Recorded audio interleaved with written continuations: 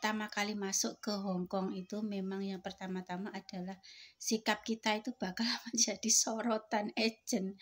Jadi kalau itu masih enak loh, agentnya itu orang Indonesia. Bener loh, terkadang aku berpikir itu masih enak itu agentnya itu begitu ngomong kita langsung paham gitu. Bahasanya kan bahasa Indonesia. Malah terlepas dari semua itu, kalau pengalaman saya dulu ya, agent saya itu waktu masuk itu ya ada itu CC Indonesia tapi tidak ngurus gitu. Dulu itu namanya itu siapa gitu, aku lupa. Aku pertama kali itu masuk di Hongkong itu ada satu cici Indonesia, cuman dia itu cuman nganter ke kantor terus pergi lagi, jemput lagi, nganter ke kantor, jemput lagi, ngantar anak itu ke imigrasi, membuat KTP, membuat apa gitu. Jadi dia stay di kantor untuk mengurusi anak-anak. Itu tidak seperti itu. Dan yang di kantor itu orang orang Hongkong asli. Kalau zaman aku dulu itu yang stay, yang tinggal di kantor agent itu orang Hongkong asli, mulai dari bosnya, dari karyawannya, dari wakilnya, dari pokoknya bagian-bagian yang menerima tamu itu sendiri, bagian yang interview ke Indonesia itu sendiri, bagian yang bosnya itu sendiri. Jadi sendiri-sendiri. Kita ngomongnya pakai apa-apa bahasa Indonesia tidak. Kita ngomongnya langsung pakai bahasa Kantonis. Jadi kalau tidak bisa ya Mea, sorry Mea, Tomci. Seperti itu. Jadi kita tidak benar-benar paham ya. Ini yang diajak ngomong agentnya itu orang Indonesia loh, harusnya itu enak itu. Oh, aku sampai di sana itu semisal ada masalah ada yang menjelaskan, ada yang begitu peduli gitu, sudah bisa dibel bisa dibel juga. Kalau agent dulu wah boro-boro kita ngebel, kita kalau ngebel ke agent itu dimarahi. Kenapa kamu berani-beraninya ngebel saya itu? Kamu tidak seharusnya komplain ke agent, yang berhak komplain itu majikan kamu kayak gitu. Kalau zaman saya itu seperti itu ya. Jadi kalau sekarang itu ngomongnya mereka itu bahasa Indonesia itu harusnya lebih bagus kondisinya kalau dibandingkan zaman anak-anak yang dulu. Kalau kita sampai di kantor itu kita kayak nggak berani ngomong apapun, itu nggak berani kok ngomong ya, bercanda. Banyak anak yang di kantor itu bercanda-bercanda. Kalau zaman saya dulu bener-bener kita itu sampai di kantor itu bener-bener kayak sudah ini jangan ngapa-ngapain, itu bener-bener duduk manis, duduknya itu rapi, tidak ada yang kita mau kok beli makanan keluar ya, tidak ada yang berani beli makanan. Kita lebih baik menahan lapar di kantor gitu. Bener loh itu. Kalau kalian TKW baru itu masih enak ya, kalian bisa ngomong bahasa Indonesia. Ada yang mungkin yang ngasih tahu ke kalian, kalian lapar ya kayak gitu. Wah, zaman aku dulu itu kalau baru datang itu sore malam sampai ke rumah agent atau ke boarding home itu baru dikasih makan.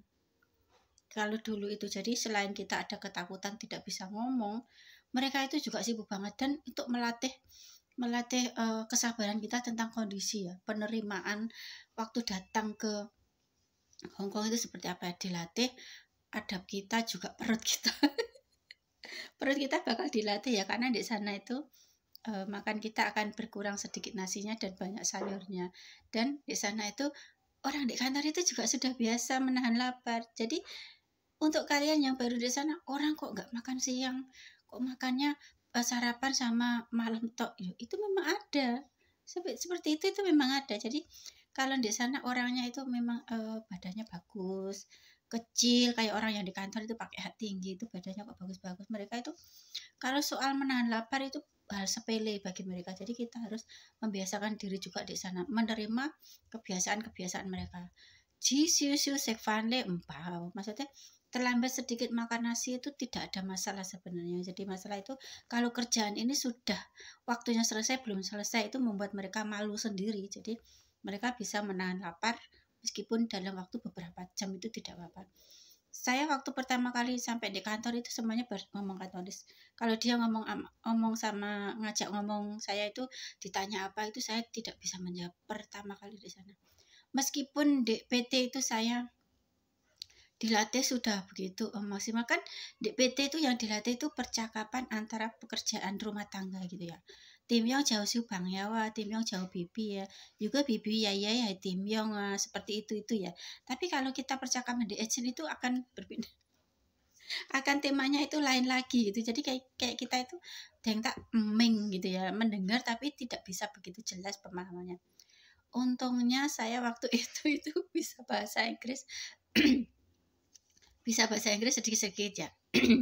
Waktu dia ngajak ngomong gini ya, misalnya Lekeng Hota, yang soya gitu.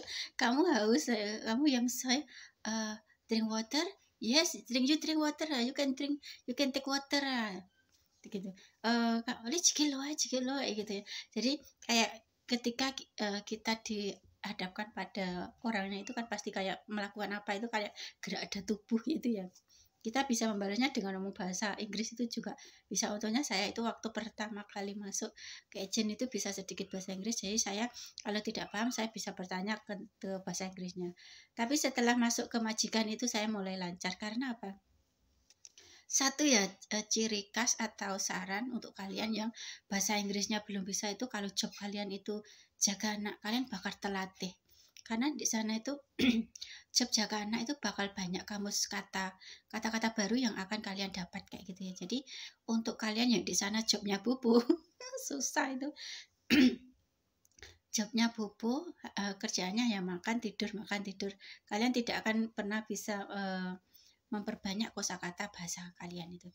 Tapi kalau anak-anak yang suka ngomong itu pasti dia akan secara perlahan itu setiap hari ngomong kata baru, akhirnya bisa akan banyak kata baru seperti itu ya. Jadi untuk TKW di Hongkong yang baru itu lebih baik kita belajar banyak dulu, jangan sok kemeruh, karena adat di sini apalagi dibandingkan dengan negara lain itu beda ya.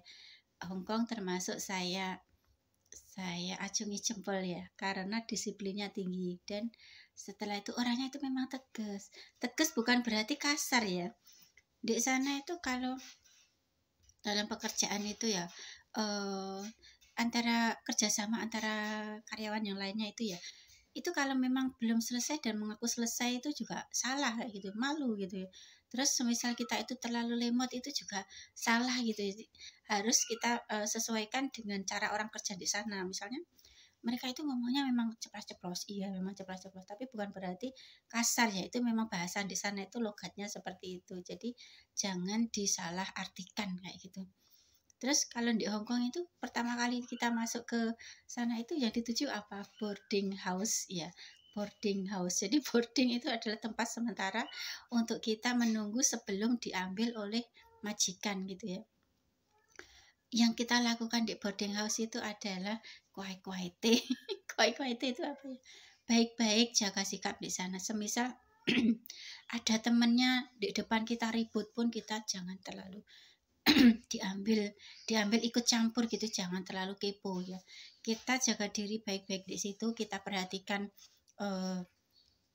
job kita itu, semisal kita dikasih arahan oleh agent itu kita dengarkan baik-baik. Jadi masa di boarding house itu juga awal kita mengenal, oh Hongkong itu seperti ini ya. Jangan kita melompat gitu, sok tahu, oh di sini memang segini. Aku lo pernah Taiwan, oh beda ya.